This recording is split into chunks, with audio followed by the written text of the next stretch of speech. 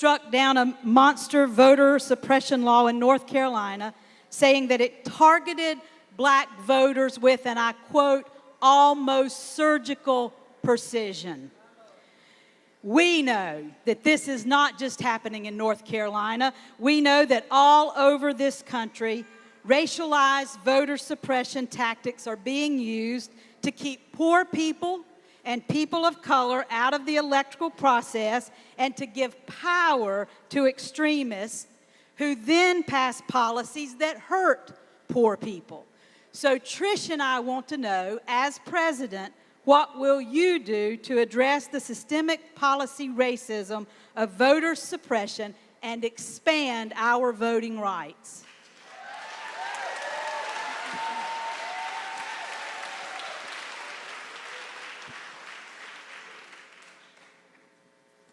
The Republican governors all over this country who are suppressing the votes are political cowards. They refuse to participate in a free, fair, and open election because they know that if poor people, people of color, and young people are allowed to vote and do vote in large numbers, they will lose. So I say to those cowardly Republican governors what I have said for years. If you are too afraid to participate in free, fair, and open elections, get another job. Now, in addition, in my view, the solution to this issue is not complicated, and this is exactly what I will fight for as President of the United States. If you are 18 years of age in America and you are a citizen of this country, you have the right to vote. End of discussion. All right? And I think also, and I think I am the only candidate who will tell you this, obviously it goes without saying that if somebody has paid his or her debt to society, has spent time in jail and got out, of course those people deserve the right to vote. But let me take it a step further, and I've been criticized widely for saying this, but this is what I believe. If you are a citizen of America, you have the right to vote even if you are in jail.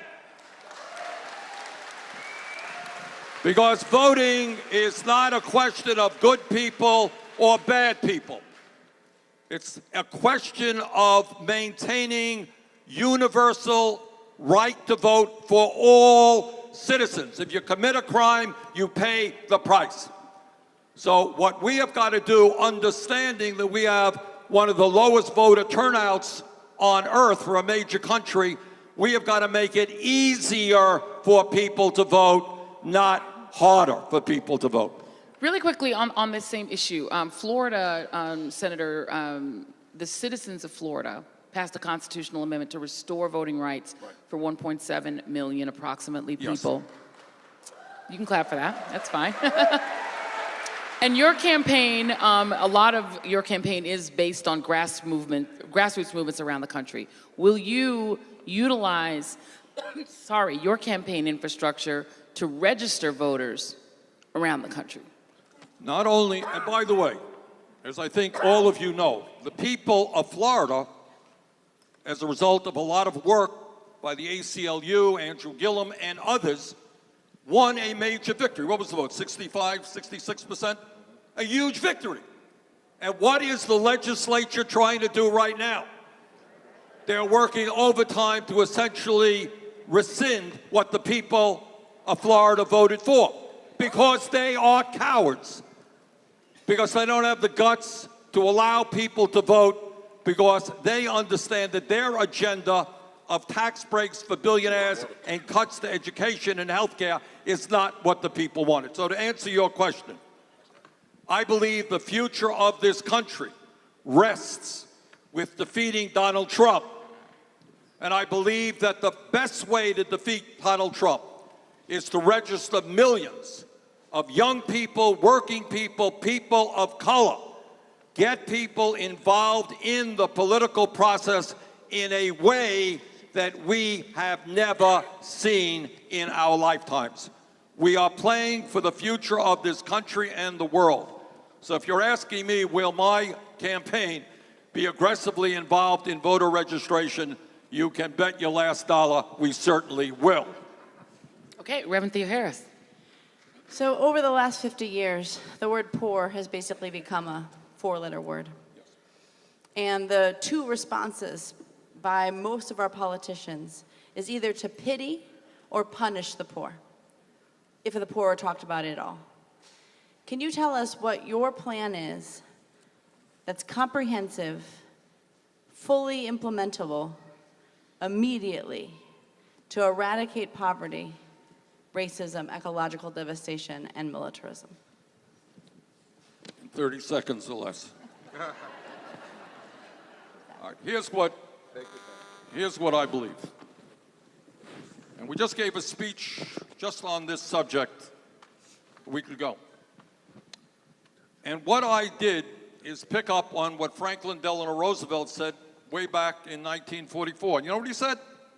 He said, you know, we got freedoms in this country. We got freedom of religion. You got freedom of press and all that stuff. And that's good. That's very important. But we have got to go further as a nation. And that means that economic rights are human rights. Got it? Being free does not mean just that you could vote every 2 years. That's important. Being free means that you have a job that pays you a living wage. That's being free. Being free means that when you're sick, you go to the doctor and you don't get bankrupt when you leave the hospital. That's being free. Being free means that you have the right in the year 2019 to get all the education that you need regardless of your income. That's freedom. Freedom means that when you turn on the water faucet in your home, and I was recently in Denmark, South Carolina. Yeah, we got somebody from Denmark. There you are. And I was in the home of a woman. When she turns on the water, it ain't clean. It's not drinkable. And it turns out that there are thousands of homes throughout America in that position. Freedom means that you can and must live in a clean climate. Freedom means that we will end systemic racism in America. Freedom means that if you are undocumented in America, you do not have to live in fear, because we will pass comprehensive immigration reform. So the point is for us to begin to think about what freedom means. And in the richest country in the history of the world, half of the people in our country should not be forced to live paycheck to paycheck. 500,000 Americans should not be forced to sleep out on the streets tonight. Millions of working class parents should not be forced to lack affordable child care for their kids. So what this campaign is about is not only winning the Democratic primary and defeating Donald Trump. This campaign is about transforming this country, about creating a nation in which all of our people have a decent standard of living. Thank you. Thank you. Thank you, Senator. I want to dig a little bit into this because I do believe that we're in a time that's really about the heart and soul of this nation, not just the next election. And I know that the issue of poverty and economics and racism and voting rights go hand in hand. My friend, dear friend of mine, like a brother to me, his name was Charles. I lost my brother Charles to cancer in January. I lost my friend Charlie to the waters of the Hudson River just a few days ago when he was swimming a marathon and had a cardiac event and slipped beneath the waters. He was a PhD. excuse me, MD, PhD, medical doctor. He often marched with us, Senator Sanders, around the issue of systemic racism and gerrymandering and the denial of health care in southern states like North Carolina. He would make several points. One, policies are killing my people, my patients. They're not merely dying. They're literally dying because of policies. If I can interrupt. Right. The estimates are that we lose about 30,000 Americans every year. That's right. Because they get to the doctor too late. That's right. And in our state, the legislature has refused to expand Medicaid for a number of years. 500,000 people a year.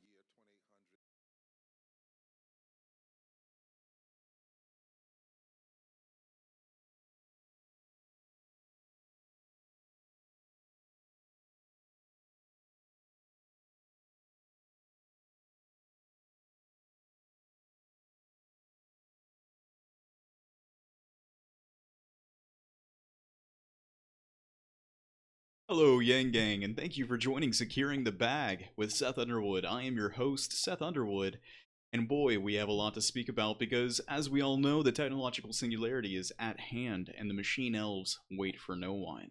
But you know what's even closer than the technological singularity is the 2019 summer debates, which we are now, I didn't even check today, we're now less than 10 days away. No, we're exactly 10 days away, excuse me. But what's even closer than the summer 2019 Democratic debates is what's happening right now, and what you were listening to in the show's beginning here is the Poor People's Forum that's happening at the moment right now. I've been talking about this for a little bit. It's going to be the main discussion of today's episode. We're discussing poverty. How do we get people out of poverty? How do we end poverty in the most technologically advanced economy in the world and the most abundant economy that the world has ever seen? We're also going to be going into a lot of tweet storms that have been occurring lately, but before we get into all of that, some quick business about the stream. As always, thank you so much to all of my new subscribers. We are just under 150. I really appreciate the support that I've been getting lately. At the 200 subscriber mark, I am offering to give away a free copy or a free audiobook copy of The War on Normal People by Andrew Yang. I think the only caveat here is that you can't already have had an Audible account. I think the only way that it's going to let me do this is if you are kind of signing up and I'm kind of getting you introduced into it. I know that's kind of lame, but at the moment I am extremely short on funds. A UBI would change that, but I'd like to help spread Andrew Yang in any way possible. So once 200 subscribers hit, free copy of The War on Normal People. Also, special thanks to my very first patron. I really, really appreciate your support on this stream, helping me to get Andrew Yang and a universal basic income and make that a reality. The offer still stands that the first 10 patrons will get special access with me and Striking Vipers. So, you know, hit that subscribe button, share this with the other Yang Gang. The more Yang Gang that we can get in will help the conversation kind of flow a little bit more naturally and get people talking on better ways on how to make all of this a reality. Also, some feedback was left on the last episode on Friday. This is from a commenter named Murmur. Murmur says, dude, you know you don't need to wear a suit at home like that all the time. And well, Murmur, thank you for the comment, but I don't think you were paying much attention when I described exactly how none of this is real. I am a deep fake image processing system, and the only data set that I had to run off of was actually business suit attire. So, you know, if you're looking for more of a casual stream, I recommend downloading TikTok or something if this isn't quite true. But no, really, I mean, I don't think that I could go through and like talk about a universal basic income wearing a hoodie or something, because that's probably not the image that you want to get across, unfortunately. I don't know, I carry a lot of that around with me, like how can I like best present myself, best present my case. So the suits it is, you know, I'm trying to look as clean cut as possible. You know, we talk a lot about the stigma that's attached with, you know, asking for assistance, asking for help and things of those nature. Unfortunately, people will look down on you if you don't present yourself in one way or another, and that's just a psychological constant. You know, hopefully we can get to a day and age where that's less of a thing. And in fact, when you think back on economics, there was, I believe it was Keynes who was talking about how overall, like, money as a concept should not really be a thing in about 50 years. That was his thoughts. He was like, the idea that you would take extreme pride in having a massive amount of wealth would be viewed as barbarian and grotesque, and overall like status as a thing would shift as we continue to experience more abundance. But it doesn't seem like we quite made it that far. But who knows? Who knows? You know, the future is at hand, and anything can happen. Let's see here. Let me go through. Awesome. How dare you be classy, Seth? Unsubscribe. I know. I'm sorry. I like your image. Thank you. Thank you so much. Vote Andrew Yang. Hello, am I in the right place? Dude, you are in the perfect place. Thank you for joining Securing the Bag. This is the place where the Yang Gang is going to get together and secure the bag. So you've reached the right place. You're going to help me get there. We're talking today about poverty. We're talking about tweet storms. Andrew Yang's bringing the heat, taking the gloves off, going against a Nobel laureate, Paul Krugman. We're going to be discussing that a little bit, as well as my own interactions with Michael Brook, who is apparently a online pundit himself. Michael Brooks, excuse me. There's been a lot of attacks on Yang since his interview that he took with Dave Rubin. Is specifically one aspect of that interview, which is being taken out of context immediately, and it's being used to go through again by the left to say, hey, look, see, this is Andrew Yang is the devil that we're talking about. The libertarian in disguise, only wanting to line the coffers of the already wealthy and make everyone, millions of people, worse off. So we're going to discuss exactly what's going on there. I didn't realize going into those tweets that this person had kind of the following that he did, and so once I started seeing all the retweets and all the likes and all of these things, I thought, oh lord, this is a lot of people who might be looking at my show. Even Anna Kasparian was involved, like she just liked a tweet, so something like that. But it really feels like the progressive branch of the Democratic Party is gearing up against Yang. There's no question about it now. Like, everything is solidifying here right before the debates. We're going to talk all about that, much more to come. Yeah, so, man, any other quick business to attend to? You know, we went through the deep fake imaging software, you know. I mean, I don't know, maybe, what image would y'all like better? I could probably do a Hatsune Miku or something, you know, help Senpai secure the bag. Would that be a better image for y'all? Let me know. Leave something in the comments and we'll talk about it.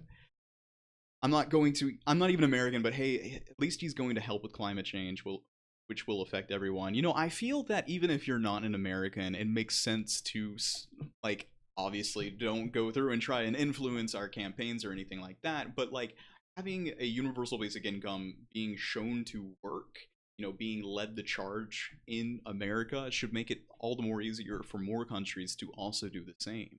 Like, that's the goal ultimately, is like this revolutionary type of policy that helps, especially in developing countries. We want to set example for everyone to come after. And you know, that's the thing. We talk about the immigration crisis happening at the border. Well, why is there an immigration crisis? Increasingly so, I'm afraid, you know, what I'm about to say is not going to be relevant once climate change really kicks into gear, and the refugee crisis is a climate crisis. You know, they can become the same thing.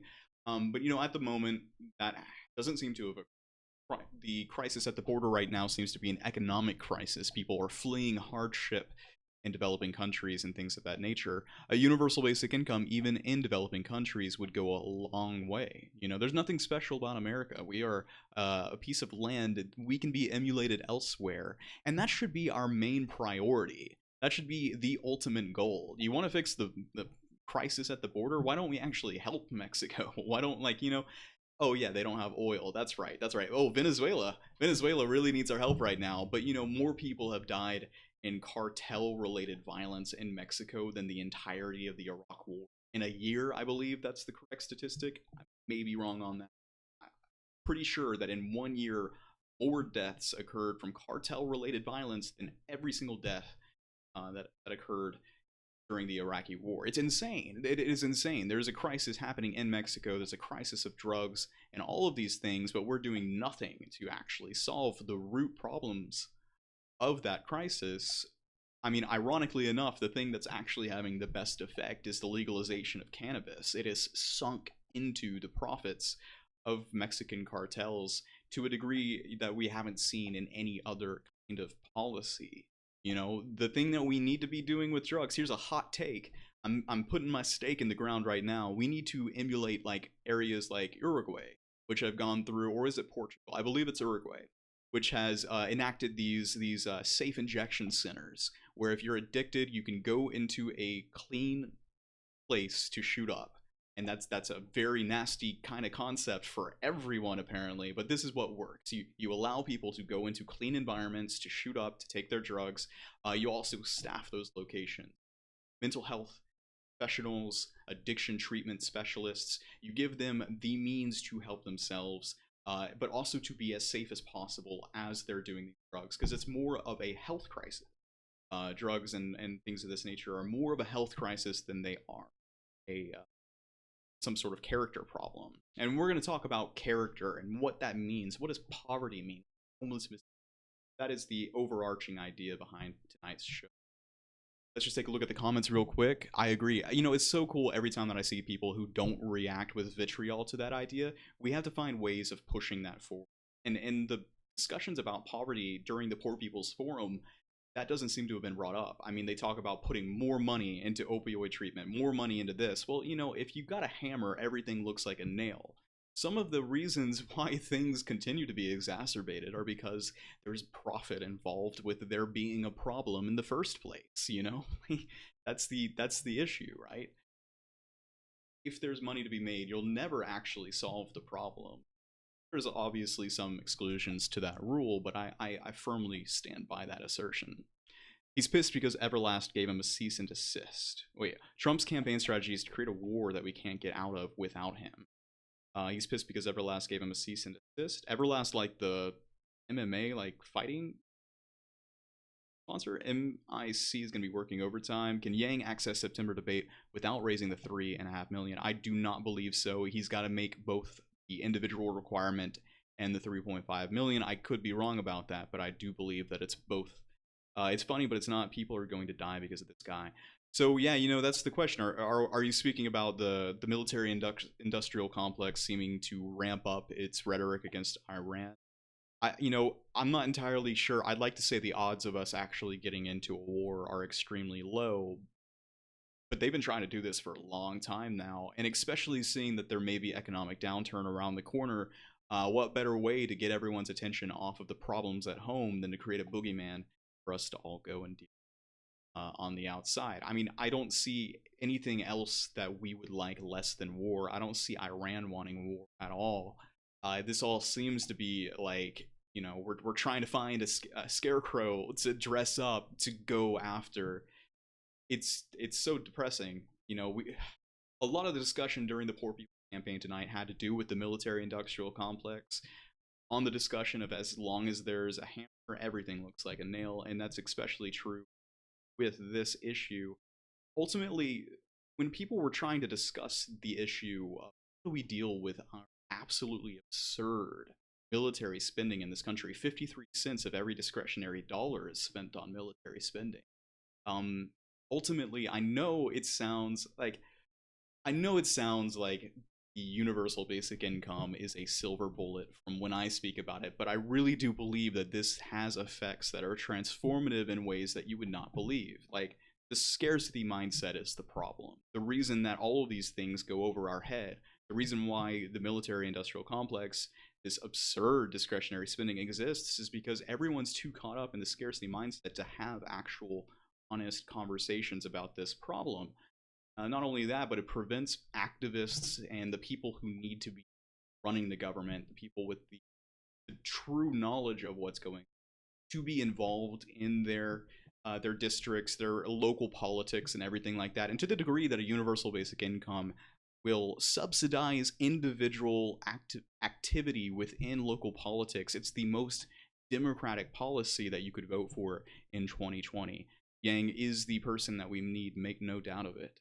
It's funny to see Seth derailed by my fragmented thoughts. I see you, boo-boo. Yeah, you know what? I should probably... This is why we need Super Chat, okay? This is why I need 1,000 subscribers, so that I'm only going to be responding to the comments which you've put money behind, because I'm going to get lost behind, you know, all this nonsense. And God forbid the moment when I actually do get some detractors and some trolls to get into my chat, because I might just devolve into some verbal fights with people if there's no kind of way for me to stay on track. let's see, where did I go off from this? Oh Lord, let's just go ahead and get into the show in full here.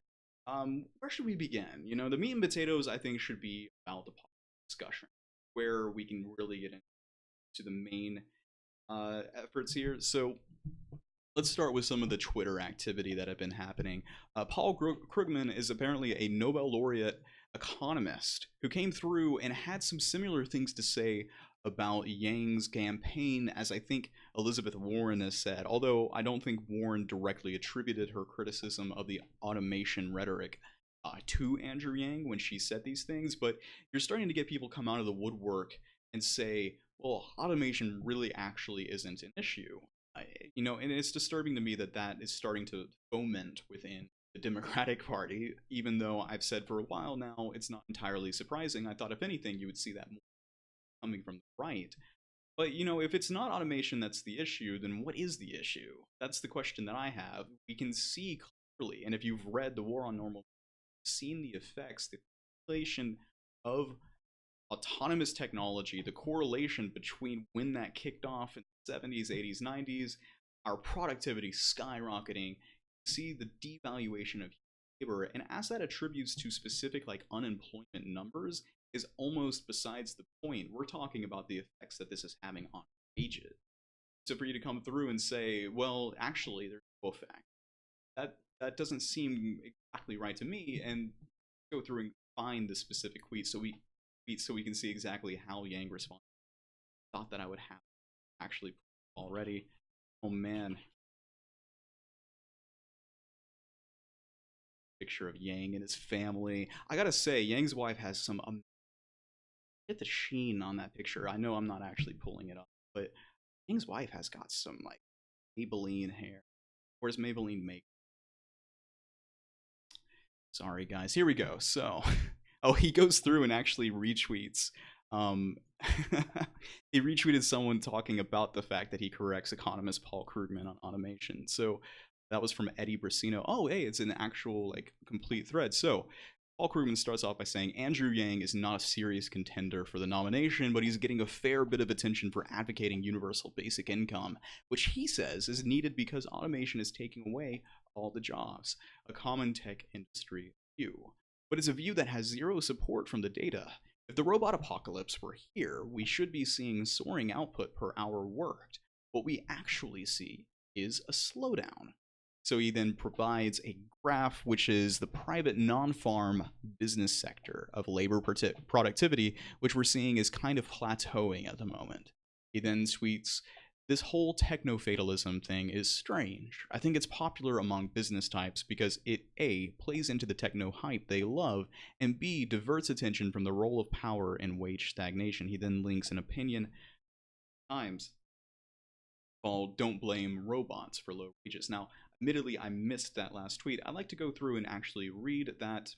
We'll have to wait for tomorrow's episode. I'll come back and see exactly what they're trying to say in that article. So what happens is Yang comes through and actually directly tweets back to Paul Krugman, which, why is it just not here at the top? You would think that, like, you would think it would be right there. I guess specifically it's going to be in this here. He says, thanks, Paul. As you know, there is plenty of evidence to support the automation thesis. Labor force participation is stubbornly low at 63%, at the same level as Ecuador and Costa Rica, with almost 1 out of 5 prime working age men out of the workforce. Out of the 4 million manufacturing jobs lost to automation since 2000, almost half left the workforce, and almost half of these workers filed for disability. We then saw surges in suicides and drug overdoses to the point where life expectancy has declined for 3 years. The low productivity stats can be partially explained by the fact that everyone has to try and find a job in order to make ends meet. Many are doing low productivity jobs to survive. These stats are also backwards looking and ignore all that is on the horizon. When I spoke to 70 major CEOs and asked how many were looking to replace back office workers with AI, 70 hands went up. There's a reason that technologists know this is real and is about to accelerate. Media figures like you should do more than cite a stat. Come with me to Michigan or Ohio or Western Pennsylvania and explain to the workers how their jobs haven't been automated away because your chart says otherwise. Mic drop. I love it. I love it. We need to see more of this. I've been saying this for the longest time. Anytime that like someone with a lot of credibility is going to come through and say, hold on, and throw some shade on you, you need to come back, fight hard, prove your position. That's exactly what Yang did in this moment. Like everyone's been talking about how 95% of the jobs that we've gotten since 2005 have been low paying or gig economy work, no benefits, things of that nature. And that's what I like to bring up as well.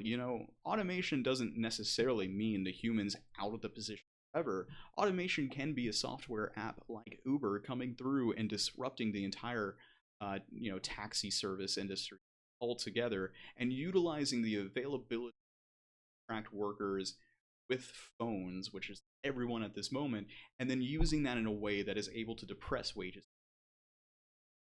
It's just the nature of the free market. Any capitalist will tell you this, that the goal is to increase profits quarter over quarter, to increase revenue for shareholders. And that includes reducing business expenses. And the largest business expense is labor.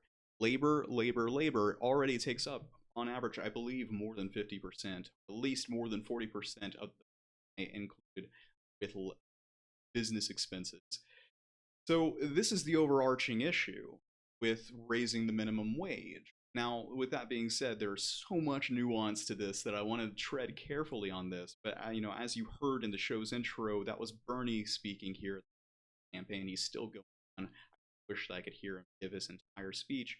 The thing that Bernie's really pushing forward is the minimum wage increase. This plays directly into one of the criticisms in Michael Brooks' tweet thread that I'll talk about shortly, is, wow, well, Yang's not for it.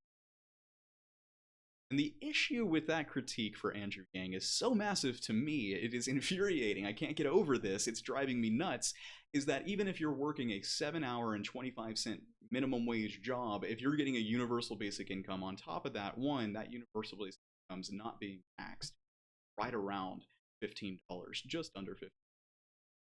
Correct. So in a way, yes, he's for a minimum wage increase. And there's the discussion of, well, if you raise the minimum wage, that makes smaller businesses can't afford to keep up with the payroll. Yeah. There's many businesses that could easily pay their workers a livable wage, but the arguments that more small businesses won't be able. And then you'll hear people come back to that and say, well, those businesses shouldn't be existing in the first place. Before we even get all the way over into that quagmire discussion, the question is, well, one, a universal basic income is inherently a wage increase, and it exists between jobs. One of the also, a part of the nature of work as it is evolving is that it is precarious. If you've listened to the Economist Guy Standing, oh no, there's an audio issue.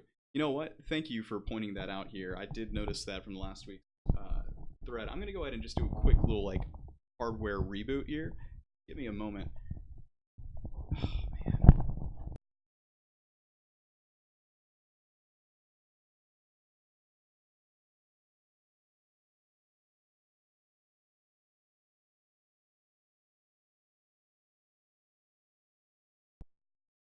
Yeah, for sure. All right, let me do a quick look here and see. Y'all let me know if it improves or if it remains. There may be some sort of deeper issue going on with the mic. I'll keep an eye out, a close eye. So let me.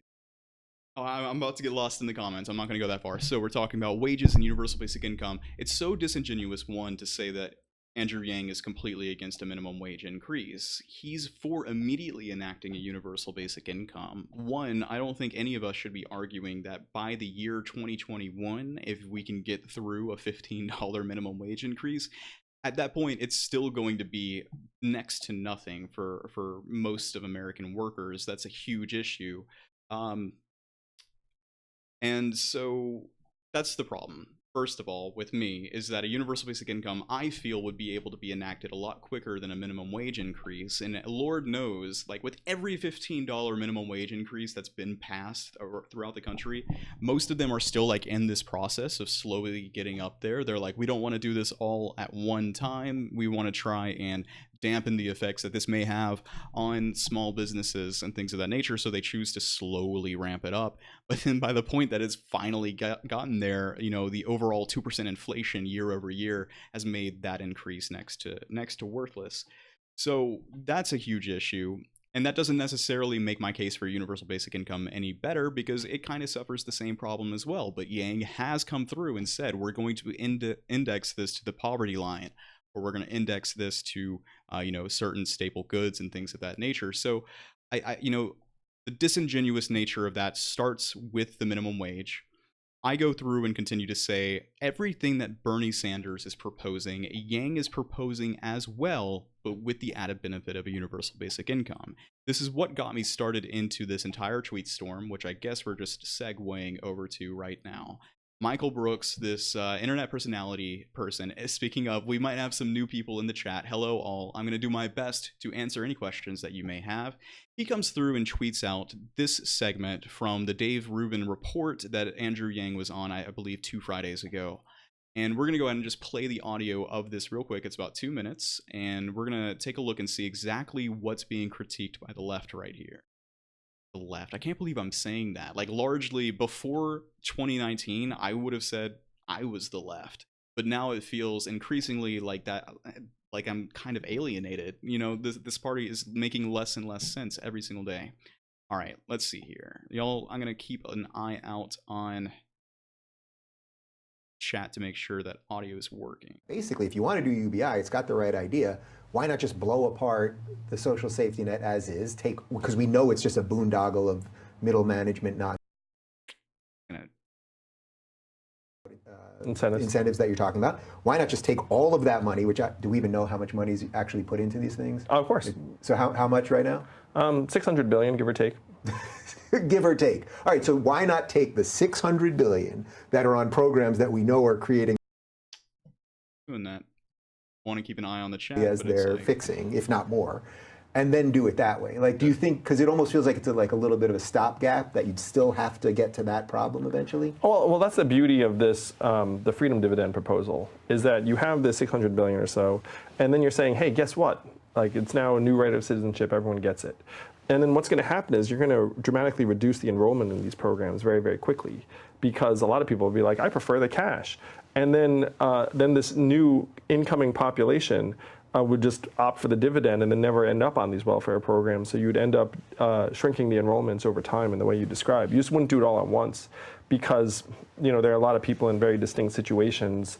And this is actually much more politically feasible and popular than going and trying to tear these programs up and from the roots up. Yeah. Are you worried though that because states have different things related to social programs, that, I mean, we sort of addressed this already, but just that different states will deal with it so differently in terms of how they're giving benefits off UBI, that it just is going to create this weird, we may have a gajillion people moving to one state and leaving another state, or the rest of it? Or you just think that that's... Well, that's one reason why having uniform benefits, because right now there are block grants that go to various states, and the states do different things with it, as you're suggesting. Mm-hmm. And those are the programs that would be swapped out for UBI. So the more people that opt into UBI, then the smaller those grants would be. Okay, so this segment right here, let me make sure that my volume is still working. This segment right here has caused an amount of criticism against Yang that has been unparalleled up to this point. And it was this tweet that Michael Brooks made that I got completely wrapped up in. And admittedly, I probably didn't handle myself in the best way, but it's so frustrating to me that this is the case that's being made, because I am asserting this strongly. I'm putting my stake in the ground that Andrew Yang is offering every single thing that Bernie Sanders or anyone else on the left is offering, on top of that with a universal basic income. I think specifically with education, that's probably the one thing, but he has a good reason for not doing it. So let's just get into this here. Michael Brooks comes out and says, all I can say is that Yang confirms what we have been saying about his universal basic income plan being an opt-in or an opt-out. So maybe at least his cultists can chill. And what he was quoting was someone saying, here Dave pulls out the I'm a small government guy, I don't need building codes, 12-year-old libertarian talking points on social and welfare programs, and Yang agrees and says flat out that his UBI is a trophy force to gut, and on and on. So admittedly, some of the verbiage that Andrew Yang used, like uprooting and tearing out was probably not the best verbiage to use, but you know what he was saying, and I come through and I say with my response that I don't get this at all. The average food stamp recipient gets $133 per month. That's $1.50 per meal. Why are you turning around and shaming them for taking the $1,000? What about individuals like myself deemed fit to work but in poverty from non-visible disability? Nothing? And yeah, I'm going to go through and say shame. Shame's a big word, but when you're saying that people are cultists for, you know, like, for saying, hey, this is a great idea, then it feels like you're kind of shaming them. I may have gone one step too far. Apologies. But like, I literally, if in case y'all don't know, I do have this thing called trichotillomania. If you notice on this side of my, some of my hair is missing, and I literally do pull my hair out from a stress-related disorder, you know, an anxiety disorder. And a lot of that is financially caused. You can obviously see why universal basic income means so much to me personally. And so, you know, sometimes I'll get into the trap of like falling into these tweet like storms and everything. Has a lot to do with social media and the effect that it has on our mental health. You know, I largely believe that a universal basic income will address mental health better than any other policy will. I'm going to talk about that probably in later episodes. But at the expense of going off into a long tangent here, let's just continue hit this. So here are some of the exchanges that I had within this tweet storm, and we're going to just pick out some gold nuggets and kind of talk about them here. This individual goes through and says it's not them, it's shaming Yang for attacking welfare with cash, when he could just give them the cash, the attack on the safety net. If you don't get why Yang's UBI is bad for this disabled, you should ease off of supporting it. Well, listen, the vast majority of disabled people in the country don't get any help at all. And the bigger issue is too, is like, like if you get onto a job after getting disability benefits, it can take 8 months or longer, or you may never get them again if you decide to go back to work. And part of the issue of the means-tested welfare is how just absolutely, and like this shouldn't be a thing that is toxic to talk about, but means-tested welfare is dehumanizing. It's like, it's patronizing, it's making you feel like a child. No one wants to be on food stamps. Ask anyone who's getting them, and they will tell you this. This is largely talked about by the poorest people. And for some reason, these centrist, neoliberal, neo-Marxist, I truly believe, are coming out and saying, no, this is the best way of helping people in need. And then to go through and attack Yang in this manner when he's clearly saying, my goal is not to make anyone more worse off. To the degree that he's said, you know, in order to help people who choose to stay on their benefits, we will bolster those systems to negate any effect that the value-added tax will have upon them. He's gone through and explicitly said that's the case. So what that means right there is that what Yang is proposing, at the very minimum, is nothing different than what we have right now. Like, let's just make that extremely clear right now. He's proposing everything that we have right now is going to stay. You'll have the option of getting a universal basic income, and in that moment, you're lifting every single other person who is not currently being helped by that system, and every single person who's being helped by the system but not getting the equivalent of $1,000 in cash per month will then have their lives better. And even if you're on assistance and you're better than $1,000, what are the chances that you're living with someone else, or you have other people in your community that now have that universal basic income, money that is just cascading around in your local economy and having transformative effects far, far greater than that initial amount? That's the goal. That's the purpose here. He goes through and says again, and I kind of say this, I'm like, he's like, you should ease off supporting it if you don't understand why this is bad for the disabled. What do you mean? Like I say, I'm a person who's unhelped at all. It would immediately make my life 10 times better. So why should I ease off supporting it when it seems to me that you're coming through to this and saying, well, because it's not going to stack, because it's not going to go on top of that other means-tested welfare, I don't think that the majority of people under poverty should be helped at all. You know, and then they'll go through and they'll say, well, no, what we need to do is we need to strengthen the existing social safety nets. I don't see how that's going to help, because if you go through and see just how inefficient the system currently is, it's set up to make sure that people who don't need it are off of it. And in doing so, again, if you've got a hammer, everything looks like a nail. If you've got that pin and it's your job to decide if someone's truly in need or not, and you have a financial incentive to not give them that money, then it's not going to happen. That's the issue. And for people like me who may have, non-visual disabilities, even though, the consequences of it is shown in my hair, honestly, it looks like it might not be growing back. I'm a little concerned about it, but whatever. It kind of looks, Chris Hemsworth. I can go with it. The people who are disabled but non-visually, they're going to continue to have the hardest time. People with mental health disabilities and the stigma associated with means-tested welfare are going to be exacerbated if we don't do anything to deal with this. This is outside of the discussion of automation and everything to begin with. These are reasons why we should go through and do a universal basic income. And again, if you're spending $1,000, I don't know the actual math here, but I know it's a lot more than what actually gets in the hands of the people in need, right? Like if you're spending $1,000 to get an average monthly payment of $133 or $1.50 per meal, then that's an inefficient and unsustainable expense of taxpayer finances. And I can't believe that it's, you're being demonized for pointing that out. If the left is suddenly going to like hearken and like strengthen this like put their feet in the ground on this idea that we can be as inefficient as we want, that's not cool. We should not, that's a form of anti-intellectualism, if you ask me. I never thought that it would be rooted in this segment of the Democratic Party like this. We can come together through this. Now, don't get me wrong. I've said before, hey, if we could go through and get a movement behind a universal basic income plus current existing safety nets, sure, I'd be all for it. But there's not another candidate doing it. Every other single candidate on the platform has come out against a universal basic income. So then what are you left to do as someone who understands this to be the most effective way of lifting people out of poverty and also the most forward-thinking way of dealing with the technological singularity that's approaching?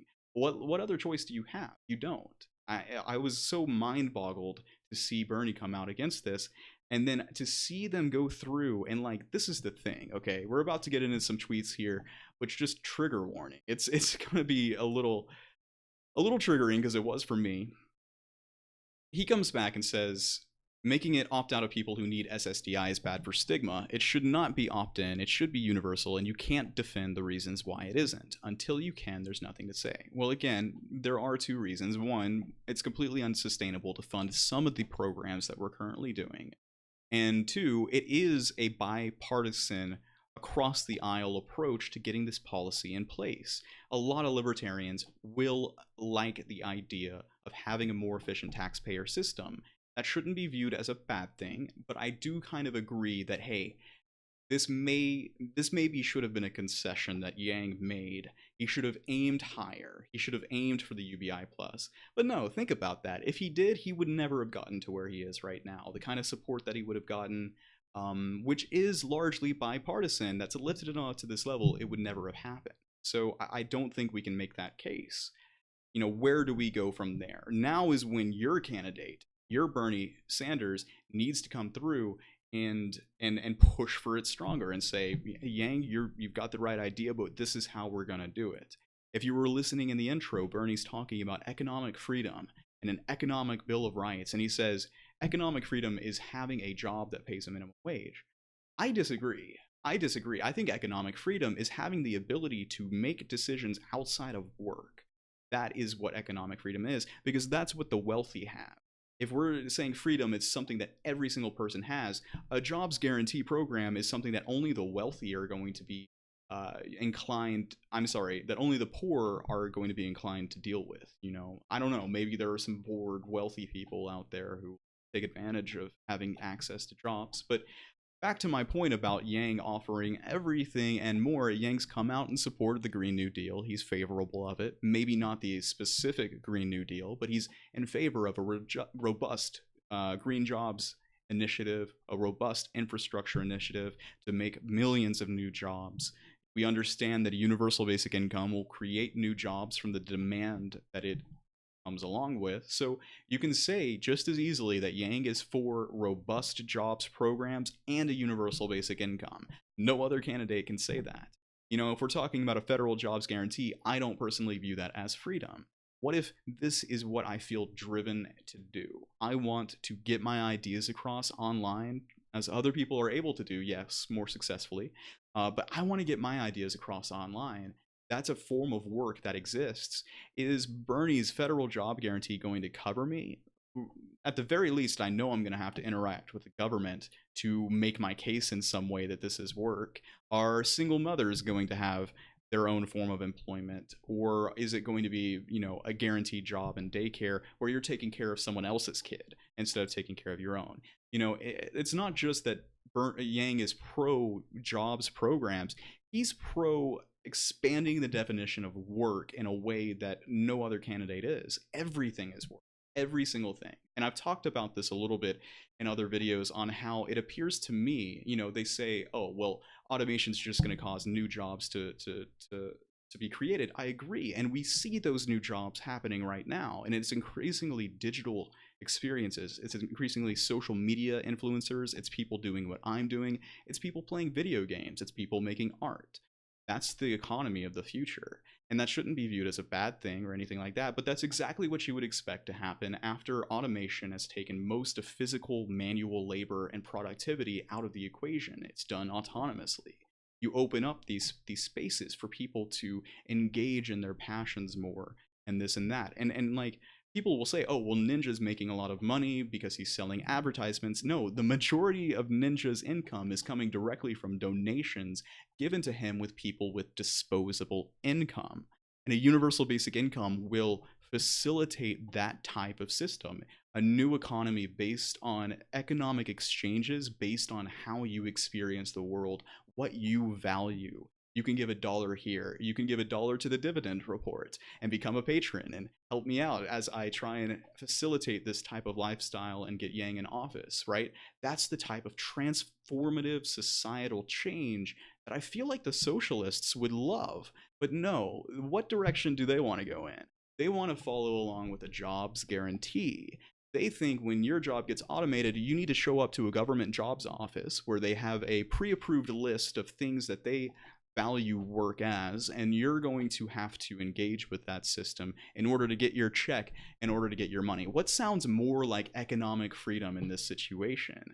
Yang. He's more progressive. And for people to sit around and call him a libertarian blows my freaking mind. I cannot believe it. Okay, so real quick, before we go further, I'm going to take a look at the comments here and take a look at what people are saying. Let me see here. Why is Bernie Sanders avoiding the issue of universal basic income? So I actually learned about universal basic income when I was a Bernie bro in 2016. Apparently that's a negative term, so I shouldn't say that. But I learned about that idea because he had kind of mentioned it at one point, and then people on Reddit were like, this idea is actually very interesting. You should take a look. And so I did. And next thing I know, I'm realizing, hey, this is the most transformative policy that we could ever come up with.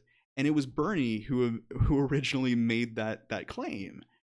And then he goes around and turns back on it, and he specifically is not addressing it. And this was, I mistook the People's Forum. I thought that it was going to be all of them together in one circle, talking, answering questions, but it wasn't that case. I wanted Bernie to address this. I wanted them to speak more about universal basic income. I'm afraid this may be what happens in the debate, that it doesn't get the spotlight that it needs. But like, as you obviously know, this is the conversation I think the entire country needs to be having ASAP as much as possible. 4% of impoverished families in Texas received TANF in 2016. If you support the current system over the freedom dividend, you favor the 4% over the other 96%. That's insane. It's exactly right. You're saying, no, we cannot help the majority of people in need because we're not also adding that on top of the current disabilities. Like, there can be a claim to be made that they need more, that we should bolster that system. Absolutely, absolutely. But it's not a moral, economic, it's just not moral to go through and try and make that argument. Like, hey, if we're helping out the class, everyone also needs to get even more, and to completely like just block your ears to actual reasoning as to why this may be a better case, and to completely lack the creative imagination for what type of transformative change, like I've been explaining, is going to go through. It shows that I don't think they're coming at this from a genuine angle. Doesn't prove how Yang's treated on the media, that corporate media isn't for the people. Yeah, I think during Poor People's Forum on MSNBC. They were streaming it, and they actually cut away from him when he started talking. And I'm really getting the vibe that there's some voices in, you know, the hierarchy of media, maybe some voices from the White House. I don't know. Cenk Uygur of the Young Turks talked about how he would hear down from the White House, we don't like what's being said. You're being asked to cut it out, and then he was let go, right? You know, there seems to be some sort of force behind the veil that doesn't want Andrew Yang to get his time in the spotlight. You're right about Ninja, but I kind of hope he continues to drop in Twitch subs because he's a rat. Yeah, absolutely. And like, that's the thing, is I'm going through, and oftentimes people will say, well, do you not want Ninja to be able to make millions of dollars? No, I think that's great. But I think as long as that can happen, it's long past time that we've ended poverty. Absolutely. And ending poverty doesn't mean making sure everyone's involved in a jobs program. You're right. I came across an interesting blog that referenced something like Yang's Artisan Plus economy. I was half-baked, but better than what's commonly... Oh, it was... You weren't half-baked. It was half-baked. Okay. No problem there. Then what was commonly proposed? It was about a FJG, but redefining work. And I was thinking about that as well. Someone tried to like go through and make the position that, yeah, my current channel would be viewed as work and I would get a living wage just sitting here and making videos. Well, how does that work? I mean, I'm assuming that it needs to be monitored in some way. What if I miss a video a week?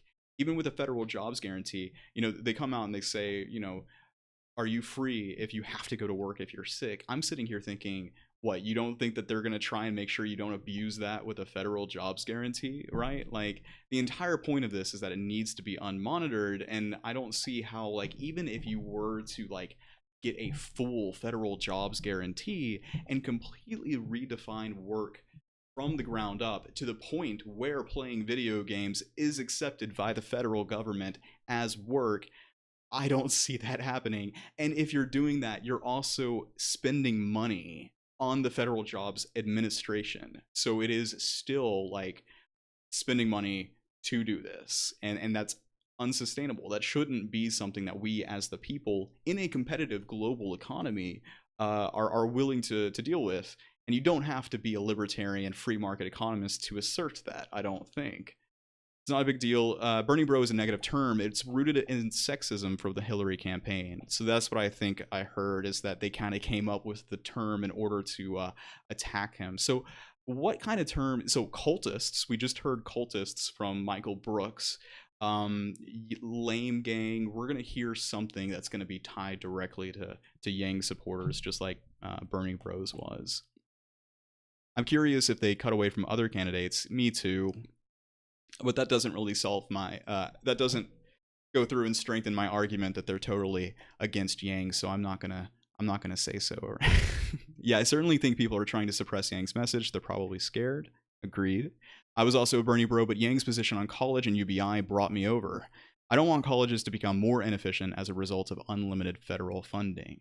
Yeah, and you know, I actually hold kind of a pretty unpopular opinion on college, but it was really exacerbated by this most recent scandal with these celebrities and very wealthy people just paying their kids through college. It's just an accreditation system. It's just a diploma. It's a piece of paper. It's a thumbs up that gets you into work. We need to evolve past it, you know, and subsidizing it through free tuition or, you know, universal tuition, however you want to call it. Subsidizing it would be like directly subsidizing a system that's designed for vanity, almost, in a way. I know it's an unpopular thing to say, but I really do believe it. I think it's long past time that we had free, accessible college, you know, online. We have access to the depth of knowledge in the world. And specifically, I like to talk about the singularity, and one of the things that I expect is just right around the corner, especially with Google Duplex, is you know, these smart, intelligent artificial intelligences that live within your phone. Your phone knows where you go to school. I'm so sorry, where you like to eat, you know, where you travel, what are your interests. But more importantly than that, it can probably psychologically profile you in a way that, yes, this is something that should freak people out if it's used in the wrong hands, but everything can be used for good or bad. This AI should be able to come through your phone and be able to directly teach you in the most effective manner, right? There's different forms of people who learn differently. I'm a kinetic learner. You can probably tell that I'm very animated with my hands and everything. It's because I'm a kinetic type of like psychological, whatever you want to call it. Other people are auditory. They learn better by listening and hearing. Some people are visual. Some people have a photographic memory, et cetera, et cetera, et cetera. So, this our current educational system doesn't necessarily use those metrics to go through and like create an efficient way of actually providing good education. And so I argue we have higher goals to reach than just universal tuition, and we need to leverage technology in a way to do so. And again, when Yang says the people who are graduating from college and going out to design algorithms to make you click on things, that is a brain drain, and it's not really getting us anywhere. A universal basic income would allow the type of altruistic, someone may hear what I'm saying, or someone's already thought about what I've said, the direction education should go. And with the universal basic income, they're able to go through and do that kind of a project to create that artificial intelligence without having to worry about their financial needs first, or a collective gathering of people who will do an open software initiative to make those things happen. A universal basic income would subsidize that type of thing. I may be a little bit too optimistic about the type of, this definitely does seem like a libertarian's rant on how the world should work. But you know what? Let's find somewhere in the middle to approach this. I definitely think education's important, and I would like it to be easier to get into as overall. In fact, I live in a state where community college is free. We need to make sure that textbooks are affordable and all things like that. Boy, I've gotten off on a tangent here too. Do you think that the other countries could afford a UBI? USA can cause of tech companies, but I don't know if it is doable for other small EU countries. Well, like Alaska can afford it, and they have 770 million. Yeah, 770,000. Excuse me. People living in there. They have robust natural resources. Yes. The question of the dynamics of, the strength of the US dollar may be relevant when I'm saying this, but ultimately, yes. I mean, our GDP is 21 million, but France's is 21 trillion. France's is 4 trillion. I definitely believe, and I've asserted in the past, that France, the Yellow Vest riot, should be pushing for a universal basic income. Trillions of dollars is a massive number, and specifically, it may need help from us, but increasingly, we're already seeing the federal US government come through, and when they're giving aid to developing countries, to countries in need, they're increasingly choosing just to give cash, because that has been proven to help these countries more so than anything else. So even if it takes the United States subsidizing these countries and injecting cash into their economies, I think it's what we should be doing in order to solve overarching issues. It's a thumbs up to get a job, but you're fairly likely to fall into unemployment anyways. Right, exactly. Guy standing and the precariat is the concept that's driving everything. And Andrew Yang talks about how like you've got a 50-50 chance of lining up in a company or an industry that doesn't even require you to have a diploma in the first place. And like tech companies like Google are increasingly not even taking into consideration your education. They're finding other ways of hiring you because it's being found out like maybe that's not the best way of hiring the best employees. All right. Like I'm not opposed to it, but I don't know. Yeah, that's interesting. But if we wanted that to be the purpose now, we don't stand much to gain by throwing unlimited money at it. I'm not opposed to it, but I don't know how you could monetarily value culturing people. So do you throw tax dollars at that? I agree it shouldn't be considered a basic right. I may be halfway in through a current discussion. Let me just go ahead and go back to the main show here. I'm incredibly attention deficit, so I can find myself going down into some loopholes and rabbit's holes here.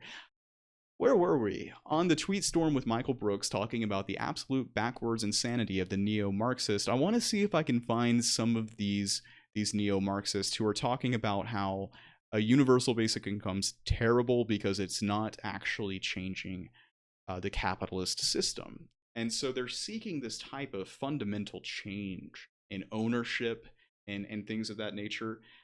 One, I've already made my point that Andrew Yang is offering everything that Bernie Sanders is offering on top of a universal basic income.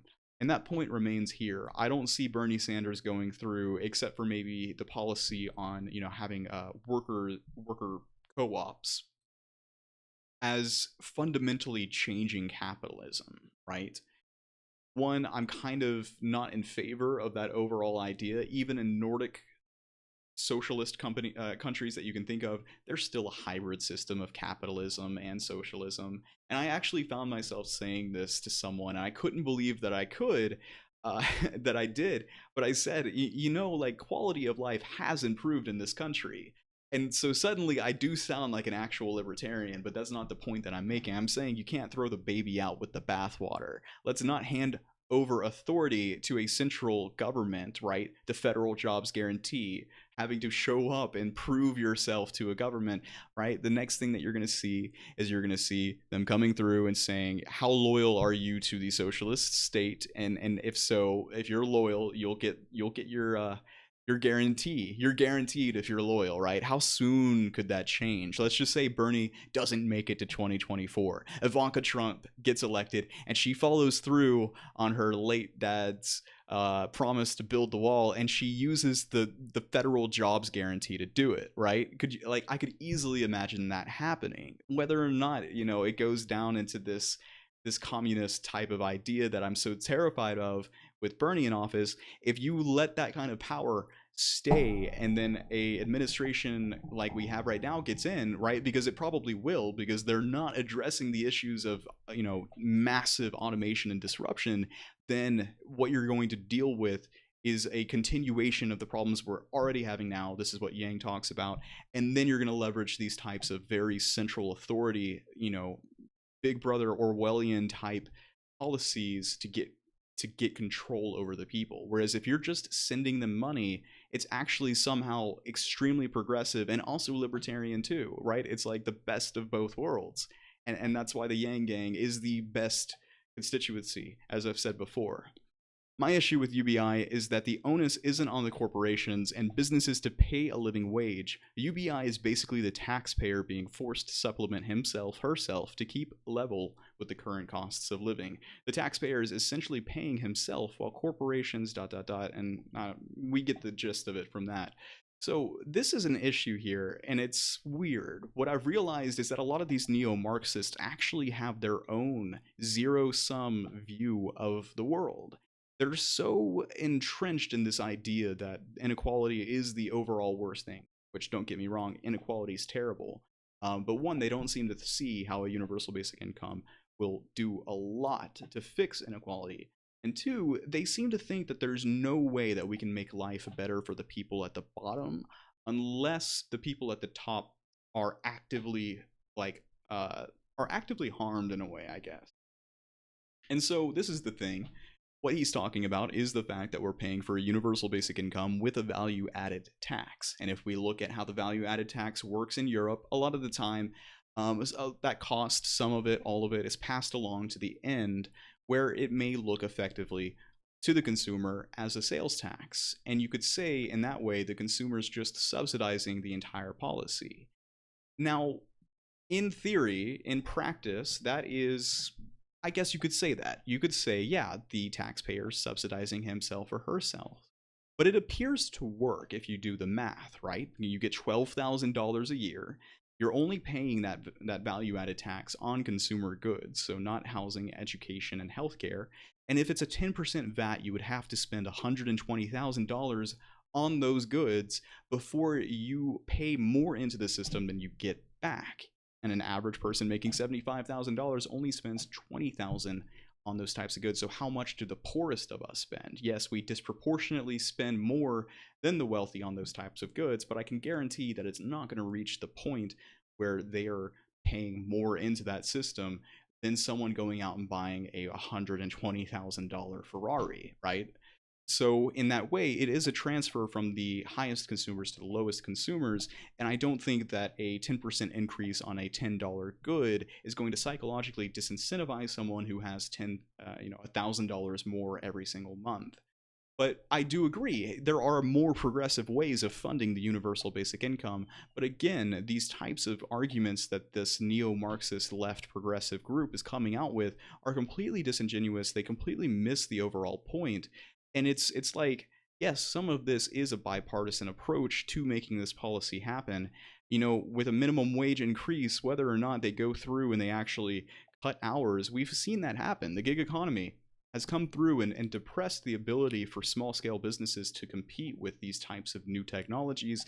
I remember speaking to a manager that I had at a pizza delivery place, and she said, if they raised the minimum wage, I absolutely would cut your hours. I may not fire you or fire many people, but I would find a way of moving you all around so that the overall burden on my payroll is less than it was before, so that I could salvage as much as I could. And that was what she straight up told me. She could have been lying to me for sure. I mean, she could have just been pissed off at the idea of it, which I guarantee she would be. So in this way, yes, you avoid the question of what a minimum wage increase would have an effect on the smaller businesses in the smaller economies. You completely avoid that with the universal basic income. And sure, it puts the burden off of the biggest companies as well in a way, but they're still having to pay that sales tax. I mean, I'm sorry, that value added tax. You know, it is getting the money from them. So we can't just put it into this black and white box, because we know it's not going to pass along to the consumer 100% of the time. So those are the two big things, but let's kind of continue along here. Everyone in the 1,000 state, let me see here. Where did he apply? So yeah, he says, look, if you want to make universal, this is Michael Brooks tweeting, if you want to make UBI in addition to a universal and full social safety net, not a choice between the two, and fund UBI by reclaiming wealth from the wealthy and a corporate sector and not a regressive VAT, cool, that's it. That's not his plan, so we oppose it. And I say this, in drawing this line in the sand, you're missing out on the chance to lift millions upon millions of Americans into a place of eased mental anguish and financial despair, and no other candidate is offering anything as progressive as Yang. He says, in reality, that plan will not only lead millions into greater suffering, and refusal to address structural problems means that we're all doomed. And I'm coming through and saying, what suffering? Those already receiving help with the ability to remain on that very help. The inability to separate the acquisition of consistent payments of cash will lead to our collapse as technological disruption outpaces our ability to help people. So yeah, he comes through and straight up says, you're going to actively harm millions of people with Yang, and I just don't see how you could actually believe that. And also his point into saying that we're refusing to address structural problems. I think again what we're seeing there is an extreme lack of creative thinking on how powerful universal basic income is. You know, how many people I've seen say that $1,000 is nothing? I feel like none of these people have actually been poor. You know, like, if you're poor, you know how much $1,000 will help you. And especially if you live with multiple people, it's transformative. It is so transformative. And I understand not everyone can live with another person, but to go through and be like, oh, well, $1,000, not a month. One, that's telling us that these people continue to think that a universal basic income is a complete replacement for jobs. And two, they're refusing to acknowledge what it could lead to, what we could bolster it to, what we could strengthen it to. They just lack that kind of thought, which is disturbing. It's very disturbing to me. I don't like it one bit. I just don't. You know, like, think of it this way. Even with a universal basic income, now part-time work feels much more attractive, right?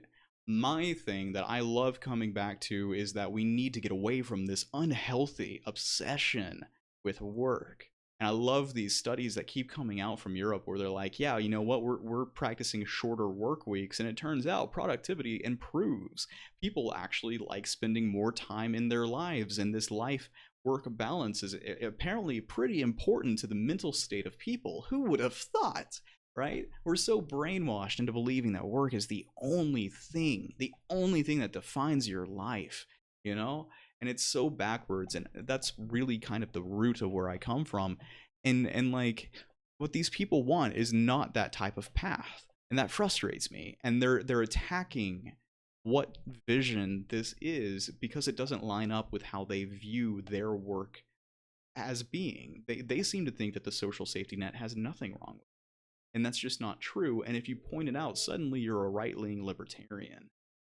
Now, like I said, I was hoping that a lot of this would be hashed out in today's Poor People's Forum, but it was just, each one of these candidates coming through onto the stage, being asked questions, and they were the same questions, and none of them were really able to attack another candidate. They actually specifically asked the audience, like, hey, don't clap after they say something. You can clap if a question's asked, but the point of the Poor People's Forum isn't to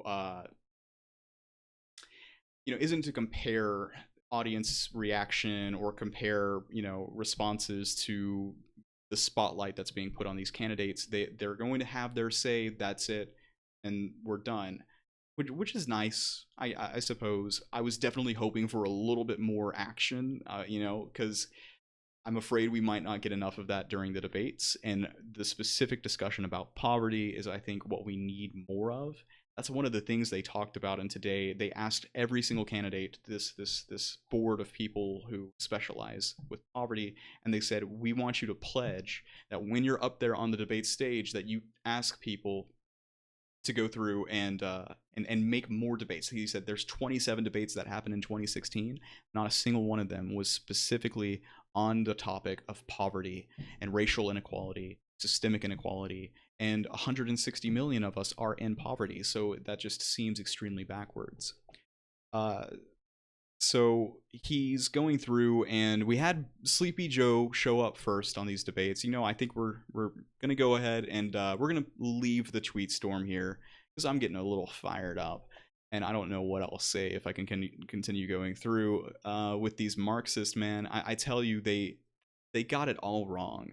The type of change that they seem to be saying, because when I bring up that authoritarian slant on it, they're like, no one actually wants that. I'm like, yes, and no one wanted it back when we tried this the first time. But the road to hell is paved with good intentions. I feel like the things they want, they could easily achieve with a universal basic income. But they lack the ability to think about that. So let's go forward here and see where show notes are for the Poor People's Campaign, which I know I had right here. Here we go. So Sleepy Joe starts out, and I didn't actually listen to everything he said. It was hard to listen to him. This is going to prove my point that he has no chance in hell when the debates actually do come. I don't know. They're going to have to give him some amphetamines or something, because he's just so boring. He's so boring to listen to. And then when you do actually listen to him, everything he says just makes you infuriated, man. So he comes through, and get this. This is what he says. He says, I'm not joking right now. He says, half of winning is just showing up. The guy who was absent from the Iowa Democratic Party kind of evening that Yang came out and pointed out his absence. He says half of winning is just showing up. Really, Joe? Okay, well, maybe you need to listen to yourself and show up sometimes. Because how absurd that he said that. I swear, this guy's got no situational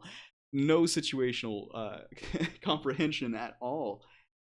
Oh my gosh. So that's what he's saying. They're asking Joe Biden about poverty. They're saying, what will you do to solve the issues of systemic poverty? 160 million Americans. He's coming through and saying, well, that is what I've always been about.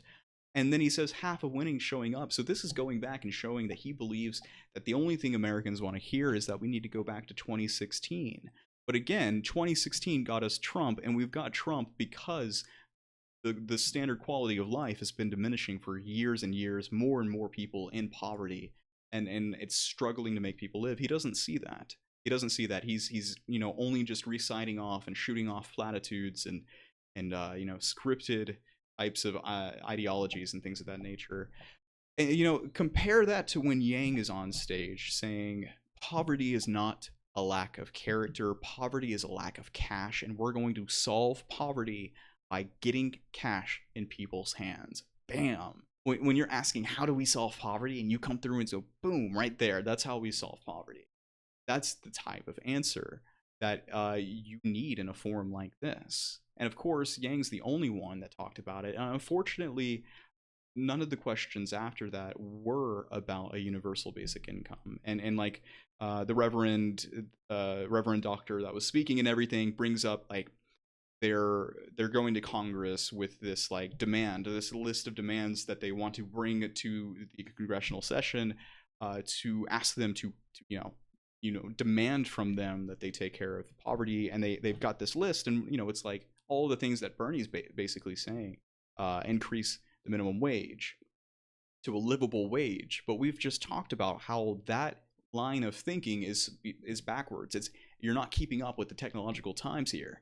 So you got to think larger than just increasing the minimum wage. What is increasing the minimum wage going to do for the precarious nature of workers, for the gig economy workers, for the the contract workers who have no guarantee that they will be working this month or next month? They're going to be out of work. It's increasingly the case that work is precarious. You may be gainfully employed this month, but you may have 5 months of nothing before you get back into the flow of things. So when it comes to poverty, poverty too is also changing in the ways that we experience it and the ways that we frequently experience it. So you have to come up with new solutions as well. I was a little disappointed that Yang had his time and then there was nothing else afterwards coming from them. It seemed like he was received very well by the group overall. I saw a lot of Bernie supporters on Twitter going through and saying he absolutely failed because the audience wasn't, like losing their minds over him. But of course, they don't know how to read, I guess, and miss the fact that they weren't supposed to be clapping anyways. And very well enough, Bernie's sitting here talking and they're not going wild. So I might be talking to some Bernie supporters and asking them why Bernie blew it on stage. I never thought that I'd be declaring war against Bernie Sanders, but here we are. So real quick here, yeah, just Joe, you don't get a participation award and suddenly end poverty or cure cancer. I know that I was supposed to say that at the end of my discussion about Biden, but Sleepy Joe, it's just that cathartic nature is passing on to me. I'm starting to get a little tired, I think. Swalwell, who I've never heard speak before, was also in attendance, and he had some very interesting things to say. And we're going to talk about political identity, or identity politics, right now. And I've been holding off on speaking about the tweet that Yang made, which got a whole bunch of activity on it and everything, for good reason. And I think that tonight's the night that I'm going to address it. Yang was ridiculed for something that he said, where he said, "I don't think that political identity or identity politics is the way forward in 2020. We have to solve all Americans' problems." And of course, that was conflated into like this thing where it's like, oh, well, he doesn't care for LGBTQ, he doesn't care for abortion rights, he doesn't care for all of these things, which are wrapped up in this overarching box of identity politics. But that wasn't what he was saying. He was bringing up the very thing that the Reverend Doctor during the Poor People's Campaign continued to bring up, in that, another thing that Yang was criticized for was that tweet that he made where he brought up the fact that white deaths are increasing much faster than white births. And apparently you can't say that. You cannot bring up any suffering that has to do with the white population because it makes you a white supremacist for not focusing on the marginalized communities and things of that nature. And the Reverend Doctor, who himself is mixed race, comes through and brings up this disturbing kind of numerical fact that the majority of those in poor are white, but it's much more concentrated poverty amongst minorities. So there's that distinction being made. But part of the thing that they were asking was how do you get through to the idea that poverty is something that has to be solved completely? And Swalwell really messed up. He doesn't have a claim to anything at the moment, but he says this, and I raised my eyebrow. He said, "I don't want to give equivalence to white Americans, the generational violence that black Americans face." And the Reverend told him, he said, "We're not talking about letting people off the hook. we're talking about making sure that we catch the whole fish. And I thought, this is what I wish Yang's tweet could have gotten across in the ways that, if you're only focusing on one aspect of this issue, you're missing the overall problem, which is economic inequality caused by automation and artificial intelligence increasingly and things of that nature, which is affecting us all regardless of race, ethnicity, or creed. And to bring that up, you can't necessarily talk about the plight of white Americans, and that's a massive problem because we talk about the scarcity mindset, and the scarcity mindset leading to radicalization, the loss of identity, and things of that nature, is that you're trying to sweep something under the rug, which is going to fester, and that's going to turn into a huge problem if you don't address it. If for one reason or another, all of the attention is focused on political identity politics, and you're only showing on the media bathroom bills, and you're not showing the fact that white people are dying much faster than their births. The opioid crisis is taking lives. Suicides are skyrocketing amongst this group. Their overall well-being is just going down. If you can't bring that up in the media, well, then you're widening the divide, the divisiveness, right? That identity politics won't be the way that you bridge that gap. And it was really interesting to see that continually brought up to each candidate and saying, how are you going to fix this problem, and how poverty is framed in the wrong ways, and going forward, how do we lift the boats of everyone, while also, yes, not letting off the hook the systemic and generational economic violence that has been done to marginal communities. Given the current discussion, the current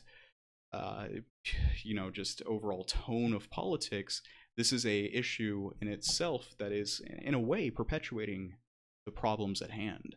So yeah, very nuanced kind of discussion that was happening during the Poor People's Campaign. And in this way, as they're asking these candidates to go through and make a pledge to talk to the debates coordinators and things of that nature to make sure that they push for a specific debate on national spotlight, specifically on the discussion of poverty, I feel is very right for them to do, because more people should listen to the types of things that were being said during tonight. So unfortunately, yeah, like I said, a little lukewarm compared to what I thought today was going to be, but still very important discussions happening. And like that was where Bernie kind of left off when I started the show, was he was addressing that problem himself, was saying that we're going to these areas where it's predominantly white impoverished people, and we're saying, oh, you think that it's these minorities which are the problem. Well, no, it is actually this. It is the systemic inequality, and it's this and it's that. And yeah, sure, Bernie, a lot of that's true, but you completely continue to miss the effect of automation in terms of the class warfare that all of those counties that went through and voted for Trump and surprised pundits in 2016 were the areas of the country that had the most amount of robotic adoption from the years 2000 up to 2015. And like I have those tweets on my Twitter that show like the direct areas of like those counties that voted for Trump and also robot adoption. It's like boom, right there. Yeah, correlation's not causation, but no, we're securing the bag. So boy, that's really my entire spiel kind of going on. I hope that they're able to, that Bernie's or like Yang's able to look through and see how they were speaking and everything, and that this still can give some amount of power going forward to the debates. But we'll just have to see what's down the road in all of those.